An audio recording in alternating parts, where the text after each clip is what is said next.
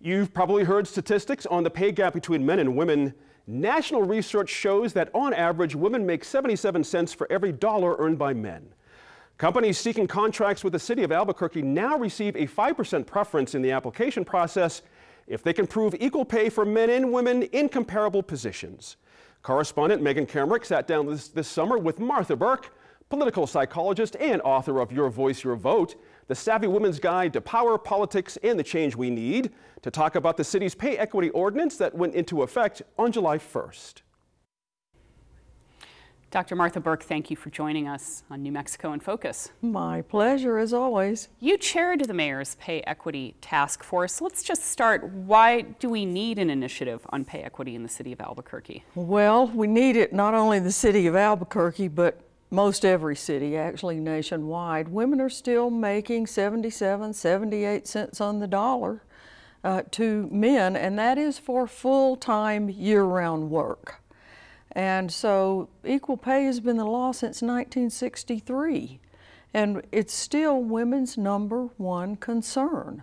So we've got to push it along some way. You know, you do have people saying it'll take care of itself. It'll go away naturally. Well, it hasn't gone away since '63, and that's a couple of careers in anybody's book, so we need something to push it along. Now, there are people who argue that there is no serious wage gap anymore, that the differences are due to occupations, positions, education, job tenure, hours worked per week. They also point to women taking time off to have children, so they would disagree with you that there's a serious wage gap.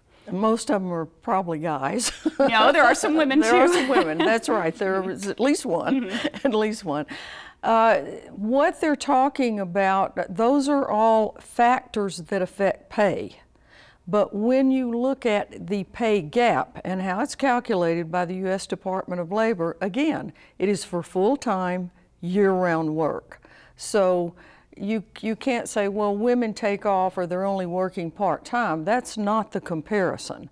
I will say, though, Megan, that the Institute for Women's Policy Research in Washington has done research that says if you take off, say, a year for the birth of a child, it takes 15 years or longer to catch up. So that is a problem because employers don't want to start you off where you left off. But other than that, education, women outnumber men in college now. And female college graduates are entry level, still making less. So under these new rules, any company that wants to seek a contract with the city of Albuquerque must submit forms showing gender pay gaps. So is the city trying to set pay rates for private businesses? No, the city isn't even asking what you pay women and what you pay men. The city has constructed a set of forms where employers can put in their data and put in what they're paying each employee, and then it goes through what I call a meat grinder, but it's a bunch of formulas. And it spits out their job categories and the gap between women and men in those categories. Now, very important, the city cannot and does not take the position that a pay gap that favors women is okay and one that favors men is not okay.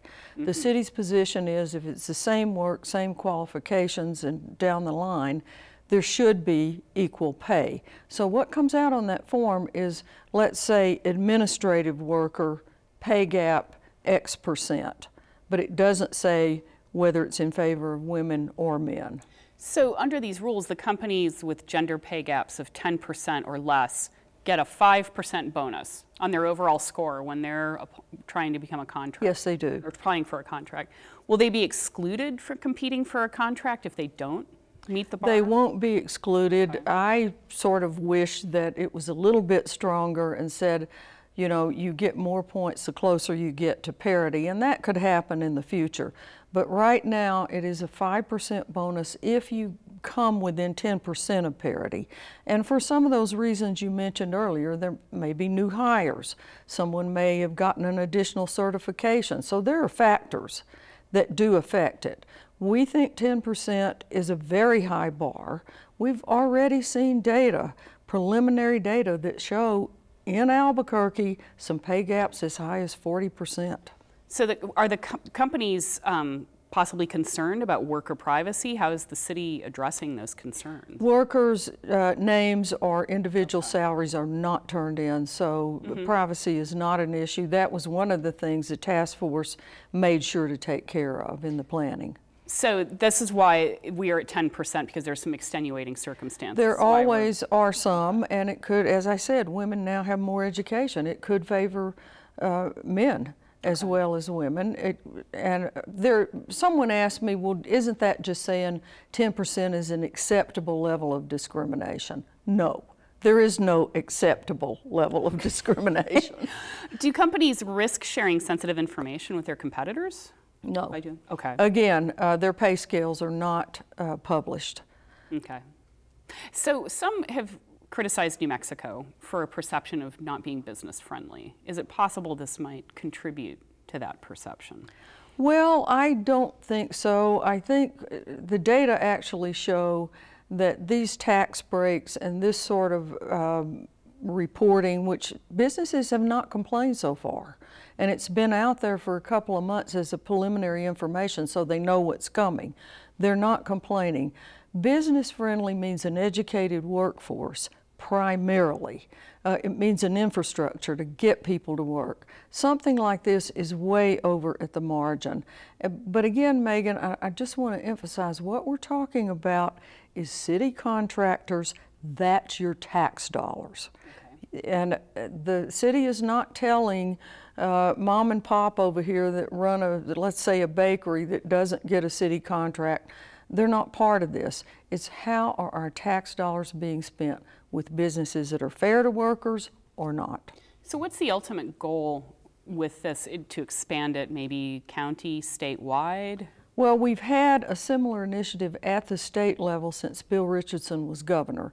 However, it has been weakened and is not being enforced at the level it was intended, so it's sort of sitting there, waiting for a governor that cares about it, if you will.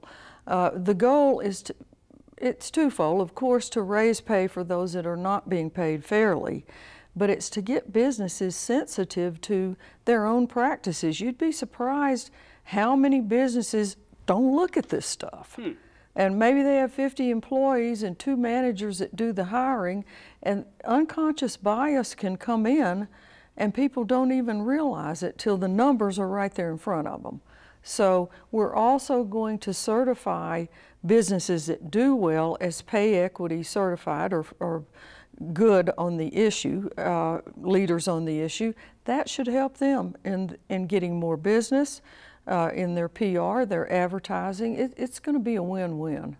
You know, this was a bipartisan effort. There are very few things we can say today in our country that are bipartisan efforts. Why do you think it had support from different sectors across the aisle, as they say? Well, I have always said that the guy or gal at the top is key in this kind of initiative. The guy at the top in Albuquerque happens to be a Republican. He happens to be married to a businesswoman, and I'm sure he would like to be sure that women-owned businesses can compete fairly, and this is the kind of thing that will help. I don't think it's any secret. Many people identify me with the Democratic Party, but what I say is I'm fiercely partisan for women. And so I'm going to work with whichever side of the aisle is going to advance the cause of pay equity and other things for women. And I think families are now realizing too, this is not a conservative, liberal issue. This is a family issue. If someone isn't making what she or he should be, it hurts the whole family, hurts the economy in general. Well, Martha, thank you for coming and talking about this. My great pleasure. Thank you.